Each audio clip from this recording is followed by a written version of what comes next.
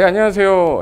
설계와 건축의 플랫폼 빌드프로에서 제공하는 어떤 우리 프로그램인데, 이번 시간에는 공사 과정에서 제가 여지껏 느꼈던, 저도 공사 해봤기 때문에 제 나이가 그때 어렸을 때였는데, 그때 당시에 아무것도 모르는 상태에서 공사하다 보니까 발생되는 문제들에 대해서 누가 나한테 좀 조언을 해줬으면 좋았을 텐데, 그런 생각이 좀 들어서 만들어 본 자리인데, 공사를 하다 보면은 중지되는 경우가 있잖아요.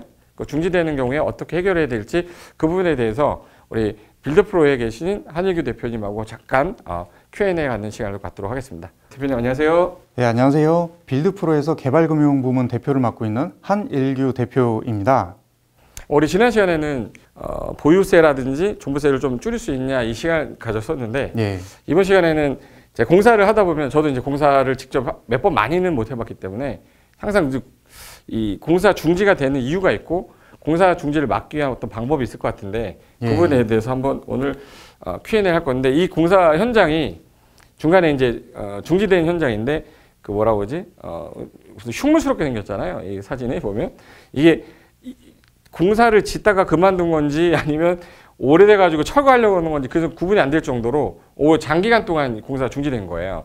질려다가 중지가 됐었는데, 집사고도 원룸살이 하는 상황이다. 집을 샀는데도 원룸살이 하는 상황이 되는데, 이런 경우에 어떻게 대처를 해야 되는지에 대해서 대표님하고 얘기 좀 말씀 좀 나눌게요. 이런 경우 좀 어떻게 해결할 수 있을까요?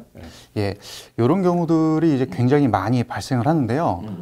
보통 이제 공사를 하다가 업체가 이제 시공사가 현장을 멈추는 경우, 거의 대표적인 케이스가 이제 저가로 이제 수주를 하는 경우가 이제 이런 일들이 굉장히 많이 발생을 합니다. 이게 저도 아는 게 예전에 평당 건축비를 평당 되게 싸게 해준다고 그래가지고, 내가 아는 어떤 업체는 500을 불렀는데, 평당 500을 불렀는데, 어떤 업체는 평당 320을 해주겠다 하니까 그쪽으로 갔던 거야.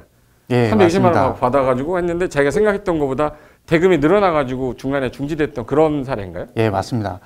거의 대부분이 이제 업체들이 이런 소규모 건축을 하는 업체들이 굉장히 많기 때문에 일단 무조건 싸게 수주를 합니다. 예, 그런 다음에 계속 공사를 끝까지 가면 자기 돈 갖고 남의 집을 지어주는 결과를 만들어내기 때문에 적정한 시점에서 현장을 한 번씩 이렇게 멈춰줍니다. 그리고 추가 공사비를 이제 요구하고요. 한번 땡겨요. 예, 그 시점이 되면 자기가 일부러 공사를 중지시키는 거예요? 예, 그렇습니다.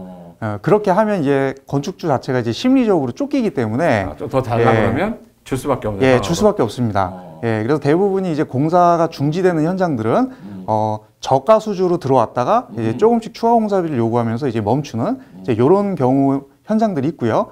또 다른 케이스는 이제 업체가 어려운 업체예요.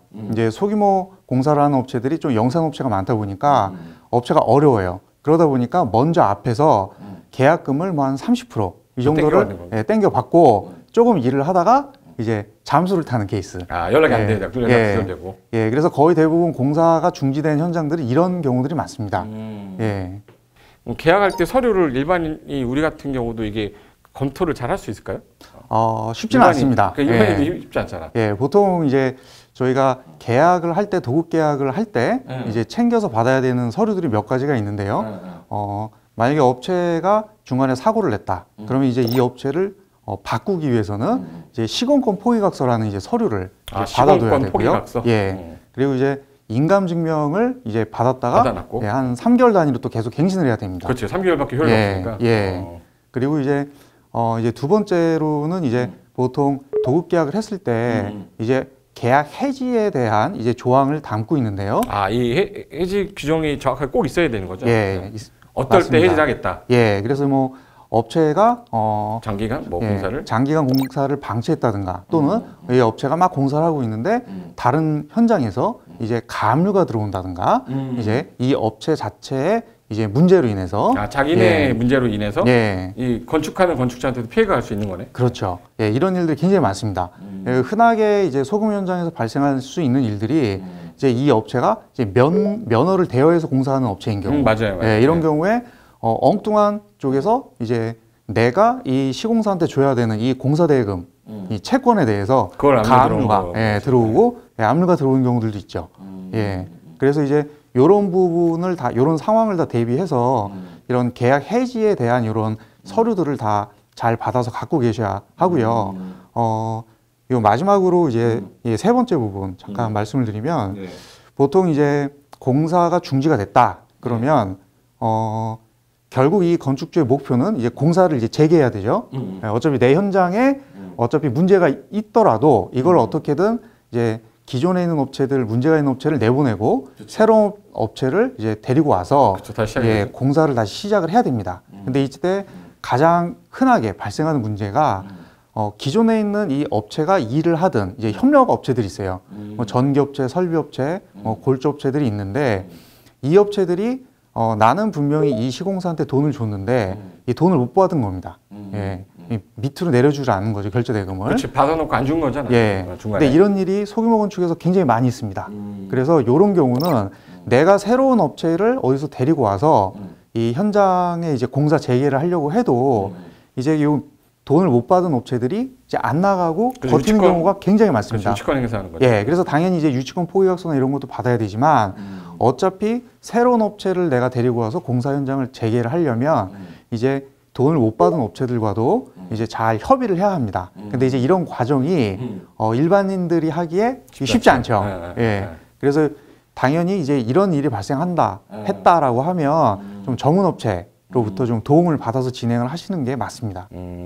이런 세 가지 문제를 좀 처음에 아예 없애려면 맨 처음부터는 이제 전문적으로 자문을 좀 바꾸시 하는 게 맞다. 예, 맞습니다. 그게 이제 또 우리 빌드프로 대표님이시니까 빌드프로에서 일어날 수 있는 어떤 문제들을 미리 사전에 방지해 줄 수 있는 거니까 그 부분에 대해서 좀 참고를 알고 가시고, 그리고 그 부분에 대해서 약간 사전에 검토를 받고 싶으시면 빌드프로에 가시면 일단 그 상담하는 코너가 있어요. 상담 코너에다가 문의해 주셔도 되고 이메일 남겨주셔도 되니까 그때 그런 내용들이 나오면 우리 대표님께서 상담 친절하게 받아주실 수 있을 거니까 그 부분에 대해서 인지하고 계시다가 혹시라도 내가 건축하게 됐다 그러면 계약 관련된 부분에서 중간에 중지되지 않기 위해서 내가 어떻게 해야 될 건지 공부도 하셔야 되거든요. 그런 부분에 대해서 이번 시간 마치고요. 다음 시간에는 이제 공사와 또 관련돼서 시공자하고 문제 생기는 경우도 있거든요. 그 부분에 대해서는 다음 시간에 하는 것으로 하고 오늘은 이것을 마치도록 하겠습니다. 자, 수고하셨습니다. 예, 수고하셨습니다.